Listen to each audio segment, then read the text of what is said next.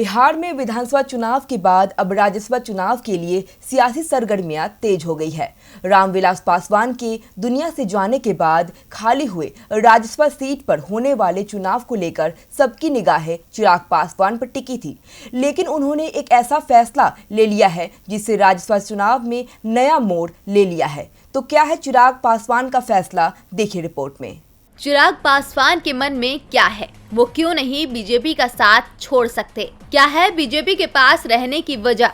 ये सारे सवाल चिराग पासवान के उस फैसले की वजह से सियासी गलियारों में गूंज रहे हैं जिसमें उन्होंने राज्यसभा चुनाव में बीजेपी के खिलाफ उम्मीदवार न उतारने का फैसला किया है। एलजेपी ने अपने आधिकारिक ट्विटर हैंडल से ट्वीट करके लिखा है कि दलित सेना के संस्थापक रामविलास पासवान जी के जाने के बाद से रिक्त पड़ी राज्यसभा की सीट पर चुनाव है। राज्यसभा की ये सीट संस्थापक के लिए थी। जब पार्टी के संस्थापक ही नहीं रहे तो ये सीट बीजेपी किसको देती है, ये उनका निर्णय है। पार्टी की ओर से कहा गया है कि आरजेडी के कई साथियों ने अपना समर्थन इस सीट पर लोजपा प्रत्याशी के लिए करने की बात की है। उनके समर्थन के लिए पार्टी आभार व्यक्त करती है। इस राज्यसभा सीट पर लोजपा का कोई भी व्यक्ति चुनाव नहीं लड़ना चाहता है।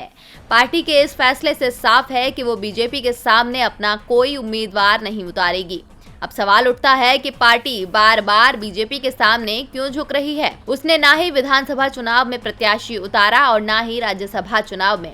इसकी वजह पासवान का डर है। दरअसल अगर चिराग बीजेपी के खिलाफ तेवर दिखाएंगे तो जाहिर तौर पर वो केंद्र की सत्ता से भी बाहर हो जाएंगे। बीजेपी उन्हें एनडीए से बाहर का रास्ता दिखा सकती है। उनके नरम रुख से पार्टी को मोदी कैबिनेट में जगह मिलने की उम्मीद है। तभी तो मंगलवार को पार्टी ने कहा था कि बीजेपी के साथ उनकी पार्टी के रिश्ते पहले जैसे ही हैं।